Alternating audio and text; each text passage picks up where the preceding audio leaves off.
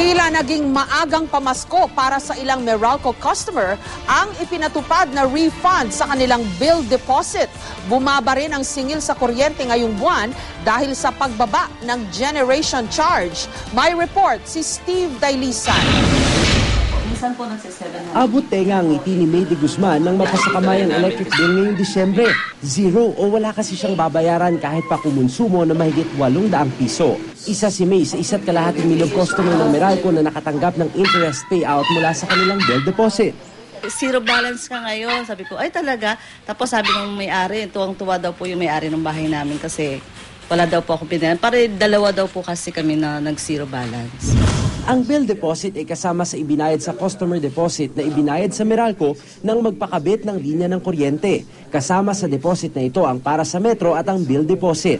Ang bill deposit ay parang insurance ng Meralco sakaling hindi na makabayad ang customer nila.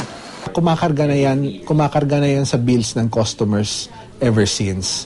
Pero ngayon natin ibinigay itong payout. Nagpantay na yung kanilang bill deposit sa aktual na konsumo nila and yung excess interest nga sa kanilang bill deposit, ito yung binigay natin.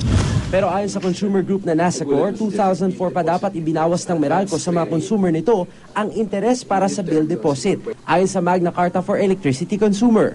Pero ngayong taon lang ito inumpisahang ibigay ng Meralco. Question pa ng Nasacor kung ang computation na ginamit ng Meralco ay aprobado ng Energy Regulatory Commission o ERC. Paliwanag ng Meralco, inuna raw kasi nila ang utos ng Korte Suprema na refund sa mga consumer sa sobrang singil at sa meter deposit. Nilinaw din ng Meralco na hindi lahat ng consumer nila ay makakatanggap ng interest mula sa bill deposit. Depende raw ito sa ibinayad na deposito at sa aktual na konsumo. Delayed man daw itong naibigay, nilinaw ng Meralco na kwentado naman daw nila ang dapat makuha ng bawat customer at ibabalik nila ito. Ayon naman sa ERC, nag-abiso sa kanila ang Meralco na uumpisahan na nilang ibawas sa bill ng ilang customer nila ang interes para sa bill deposit. Pwede naman daw i-check ng ERC kung tama ang computation na ginawa ng Meralco.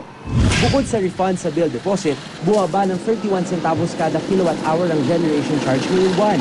Kaya para sa kumukonsumo ng 100 kilowatt-hour kada buwan, nasa 31 pesos ang matatapyas sa bayarin. Ayon sa Meralco, kadalasang bumababa ang generation charge tuwing buwan ng Disyembre dahil bumababa din ang konsumo o demand sa kuryente. Kapag buwan ng Disyembre, maliban dun sa pagbaba ng rates o halaga ng kuryente, magiging yung consumption levels mo medyo bumababa dahil unang-una cooler yung panahon, ambient yung temperatura, meaning yung mga appliances natin na may mga compressor, particularly yung mga air conditioning units, mga freezers, mga refrigerators, less ang pressure sa kanila.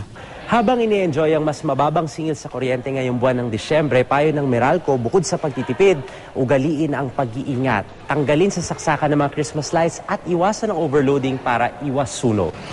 Steve Dailisan, GMA News.